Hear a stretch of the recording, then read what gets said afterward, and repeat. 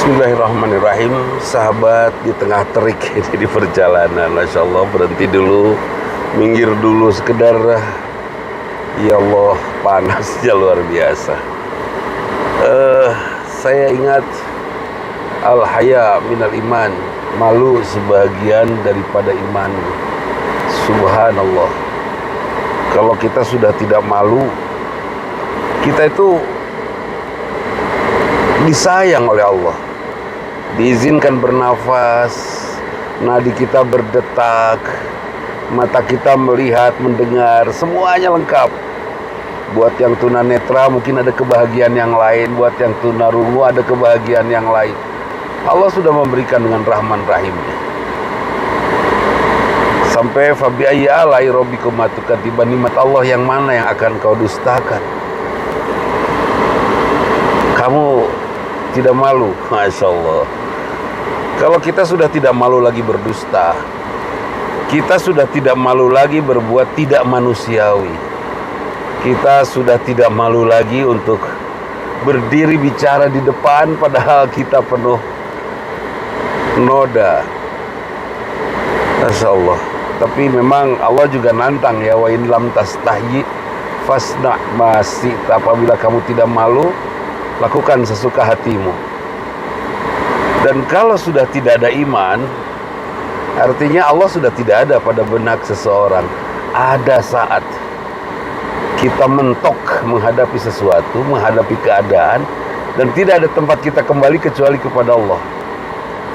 Saya ingat cerita ayahanda tercinta. Suatu saat anggota parlemen berangkat menuju Rusia. Waktu itu ada beberapa dari Masyumi, ada beberapa dari PKI. Naiklah mereka menuju lift di gedung yang sangat tinggi. Kemudian yang dari Masyumi ini ustadz semua, termasuk ayahanda tercinta. Mereka semua mengucapkan Bismillahirrahmanirrahim. Yang lainnya tidak mengucapkan itu. Sambil mencemooh, mereka berkata, Tuhan tidak ikut campur untuk menggerakkan mesin teknologi ini, katanya. Ya, yang ustadz-ustadz ini, yang santri-santri ini hanya diam.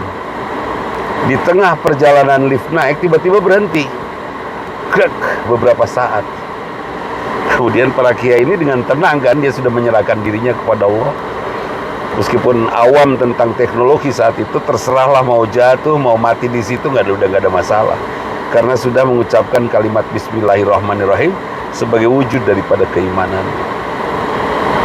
Kemudian yang lain ini, termasuk yang dari Partai Komunis Indonesia saat itu, meminta kepada orang-orang yang mengucapkan Bismillah dari Partai Masyumi ini, tolong minta kepada Tuhanmu supaya lift ini jalan lagi. Senyum, kan Tuhan tidak ikut di lift ini, kan gitu ceritanya. Oh, mereka sudah tegang. Karena ini ujung daripada keberserahan. Tidak ada lagi tempat bersandar kecuali kepada Allah. Dan kalau sudah menghilangkan keberadaan Allah, sudah, itu stresnya luar biasa. Saat itu salah seorangnya berdoa, Ya Allah, lindungi kami, hidupkan kembali mesin ini untuk bisa mengantarkan kami ke atas. Krek, maju lagi. Masya Allah. Artinya, apabila ditanyakan kepadamu tentang siapa yang menciptakan semesta ini, la yaqulunallah, mereka akan mengatakan Allah yang menciptakannya. Itu akan diakui, suka atau tidak. Masya Allah. Kalau kita tidak malu bahwa kita diberi ini oleh Allah, diberi itu oleh Allah, dan kita masih saja tidak taat kepada Allah, wanita sudah tidak punya malu, sudah tidak punya kasih sayang, sudah hancur itu.